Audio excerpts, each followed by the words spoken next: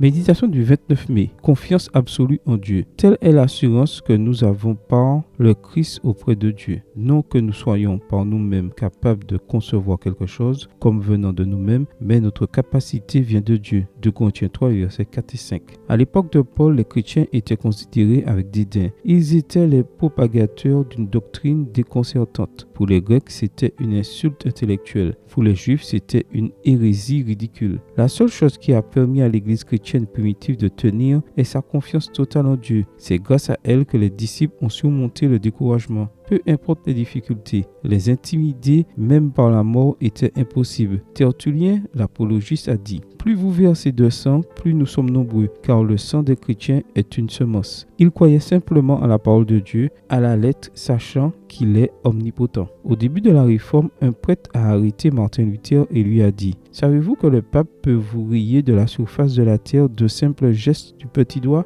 Quand il enverra ses princes contre vous, où irez-vous » Sa réponse montre pourquoi il est connu sous le nom de chaîne de Saxe. Je serai alors là où j'ai toujours été, dans les mains du Tout-Puissant. Que peut-on faire contre un tel homme? Absolument rien. Luther estimait que son autorité venait de Dieu et non de lui-même. Par conséquent, toute attaque contre lui était dirigée contre Dieu, entre les mains de qui il vivait. La confiance en Dieu a été le moteur qui a préservé l'Église durant les siècles de persécution, tout en faisant face aux circonstances les plus difficiles et les plus déprimantes. Mais maintenant que nous ne sommes plus persécutés comme avant, ou que nous le sommes d'une manière différente, nous risquons de cesser de faire confiance à Dieu. Pourquoi aurions-nous en effet besoin de lui faire confiance alors que nous pensons avoir tout sous son contrôle? La confiance en un être que nous ne pouvons gérer à notre guise est-elle encore pertinente ou valable? En temps de persécution comme en temps de paix, nous devons exercer notre confiance en Dieu. Ce faisant, nous nous préparons à être fidèles jusqu'à la mort. Nous ne savons pas ce que l'avenir nous réserve, mais nous sommes convaincus que le Dieu qui nous a conduits jusqu'ici nous portera dans ses bras jusqu'à ce qu'il accomplisse son dessein dans nos vies. Amen. Bonne journée à toi et que le Seigneur te bénisse.